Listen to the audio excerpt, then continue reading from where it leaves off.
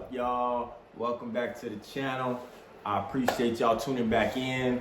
Let me say that I appreciate all the love that I get from y'all. A couple of y'all have told me, I bet it's more, but a couple of y'all told me that y'all follow me on Instagram or came to me on Instagram through YouTube, so I appreciate that, man.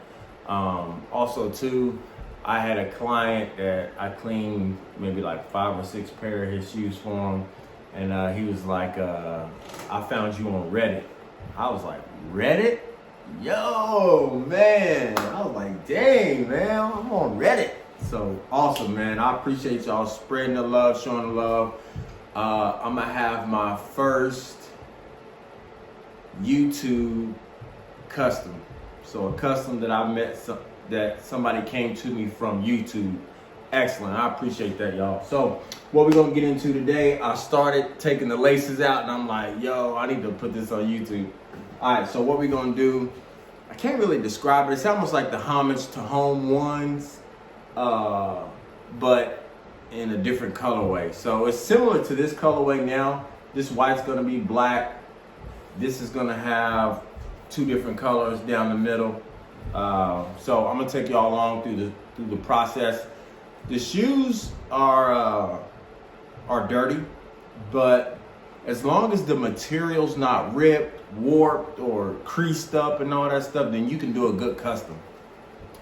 You know, dirt ain't nothing. You know, you can just clean them up. You know, so clean your shoe. But when it's got like the Nike checks coming off, or stuff like that, then what I'm starting to tell my people is the custom needs to be new, a new shoe, or about 70 to 80% wear. You know, it's got to be on the good side. I've done some customs before where the shoes been like whack. I didn't ask them like, yo, why are you trying to spend $150 to customize this shoe? You should do a new shoe or something close to it. So this shoe needs a good scrubbing on the midsole, So you got the dirt on there, but that stuff's coming off. Use a brass. I really don't give away too many of my restoration secrets, But I'll give y'all one. Use a brass bristle brush when you're scrubbing the midsole.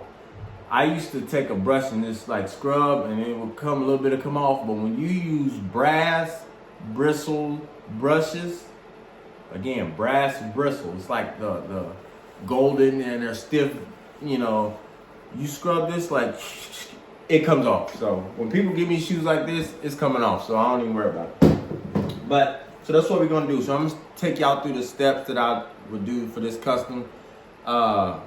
First of all, I'm going to scrub the midsole and get the shoe back cleaned up, and then I'll be back. All right, y'all, so I'm back. As I mentioned in my previous video, if you're gonna change the color of something, like I'm gonna change this from red to blue, paint it white first. You always want to paint it white. This is my first coat, so it's a little blotchy, but it'll be solid white.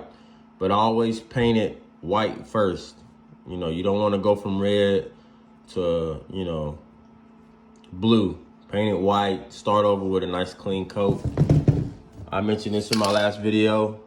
Adhesion promoter. This helps your paint stick to the shoe. Get you some. I just bought some right before I got on camera.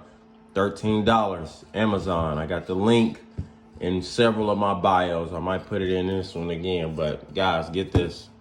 It's definitely needed. Oh, another thing, you'll notice I work with a heat gun and I work with a blow dryer. Blow drying is good for your paints because it's gonna cut down the time that you have to wait for it to dry.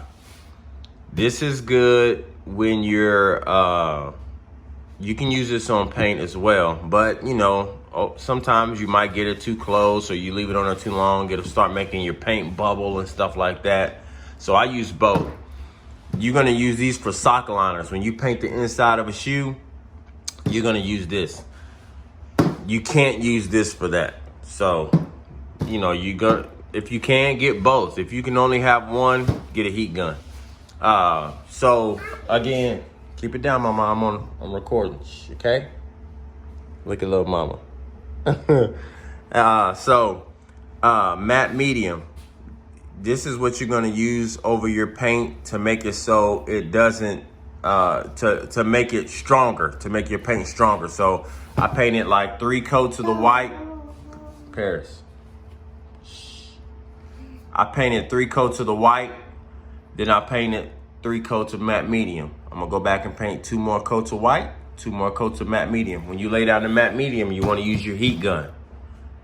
Okay, so let me say that again. When you lay down your matte medium after each, coat, use your heat gun. You need the heat gun for matte medium. For paint, you can use either one. For that, you want to use your heat gun. All right.